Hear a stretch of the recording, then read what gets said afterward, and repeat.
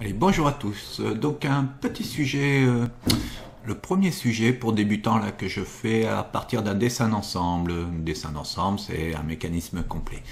Donc là, c'est très léger, hein. Il n'y a pas beaucoup de pièces, 4 pièces. Et pas de représentation de filetage taraudage non plus. Donc on est en démarrage de seconde, là, démarrage du dessin industriel. On y va pour la tâche fil. Mise en situation. La tâche fil représentée, page 2-3, est utilisée afin de fixer des fils électriques sur une cloison. Donc on a une cloison ici, repère 4. On veut fixer un fil électrique repère 3 ici, sur ce mur, cette cloison, grâce à la pièce repère 1. Donc c'est la pièce bleue ici, cette pièce-là qu'on va fixer sur le mur avec deux clous repère 2. Voilà pour l'ensemble. Donc, je répète, sur un mur, je veux fixer un fil électrique grâce à cette pièce qui va le bloquer, qui elle-même sera fixée au mur grâce aux deux clous. On y va. Donc, première question, indiquer les repères de pièces. Donc, faut travailler avec le plan d'ensemble à côté. Donc le repère 1, c'est la pièce qui va m'intéresser le plus ici, c'est la pièce bleue. Toc. Repère 2, ce sont les clous repère 2. Repère 3, le fil électrique, on l'a ici. Et repère 4, c'est le mur, la cloison. Voilà, donc ça c'est faire juste le parallèle entre la vue en perspective et la vue en projection. Colorier sur le dessin d'ensemble, page 2-3, dans toutes les vues. J'insiste bien sur le toutes, je veux les deux vues coloriées. Repère 1 en bleu. Donc repère 1 en règle générale, mes petits débutants quand ils font le coloriage, ils colorient que cette surface-là. Je dis repère 1, c'est toute la pièce 1. Donc toute la pièce 1 ici. La pièce 1 en entier, ici, doit être en bleu partout où on la voit. Voilà qui est fait. Repère 2 en vert.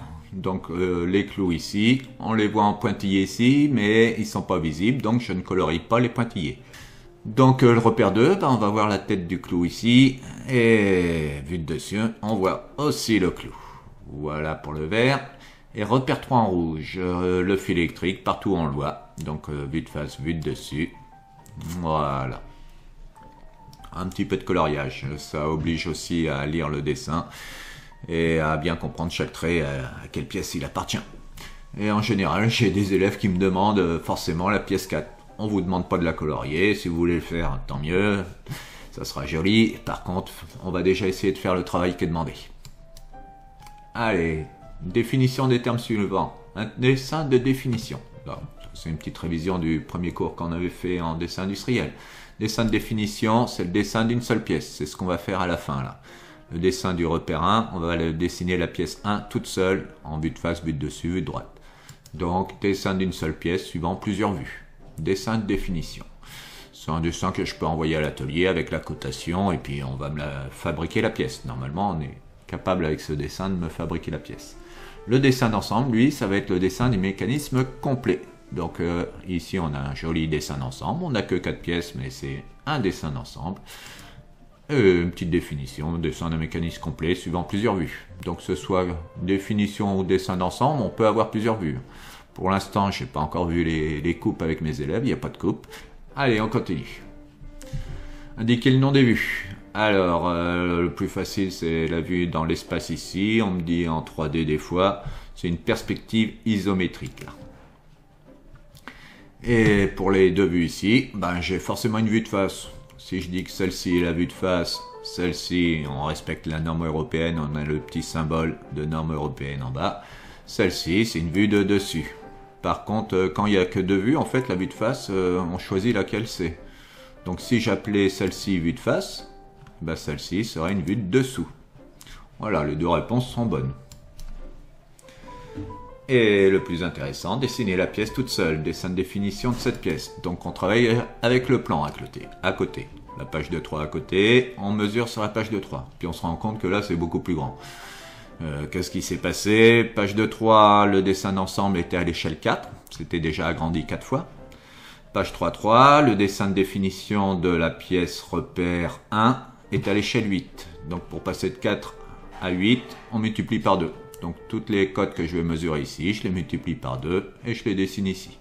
Donc un dessin de définition, on enlève toutes les autres pièces. On va garder que la pièce qui nous intéresse, le repère 1. Alors pour la vue de face, j'ai enlevé le clou.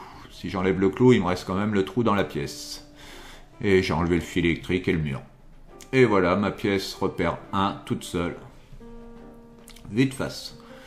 Donc à la limite maintenant je n'ai plus besoin du dessin d'ensemble. Je peux faire terminer mon dessin de définition juste avec ma vue de face. Vue de dessus, voilà, ces arêtes là on les voit vue de dessus très fort. Le trou ici je le vois très fort. Il est bien au milieu, pas de souci. Et ces arêtes là quand je regarde par dessus je ne les vois pas. Tout en pointillé ici, ce bord là aussi. Allez, on s'attaque à la vue de droite. Je regarde à droite. Qu'est-ce que je vais voir? Cette arête-là, je la vois en très fort. Celle-ci et celle-ci, je ne les vois pas pointillées. Et j'ai mon petit perçage. Mon petit perçage ici. Donc, sur ce dessin, les erreurs habituelles, c'est ce pointillé ici qu'on fait aller jusqu'en haut. Ça, on le rencontre des fois. Un trou, il ne peut pas être plus grand dans une vue que dans l'autre. Hein. Attention. Et l'autre erreur habituelle, mais bon, j'avais modifié mon dessin d'ensemble, c'est de me faire des perçages de ce diamètre-là. Vu de dessus, on le voit en très fort. Donc l'erreur classique, c'est d'avoir des trous de ce diamètre-là sur la vue de dessus. Sauf qu'on enlève le clou, il doit me rester que le trou. Donc c'est pour ça sur le dessin d'ensemble, ce coup-ci j'ai eu pitié. J'ai rajouté les pointillés. On va voir la prochaine fois que je donne ce dessin-là, s'ils se font avoir ou pas. Voilà pour le premier dessin de définition d'une pièce qu'on prend dans un dessin d'ensemble. Eh bien, je crois que c'est déjà fini. Je vous remercie de m'avoir suivi et à bientôt.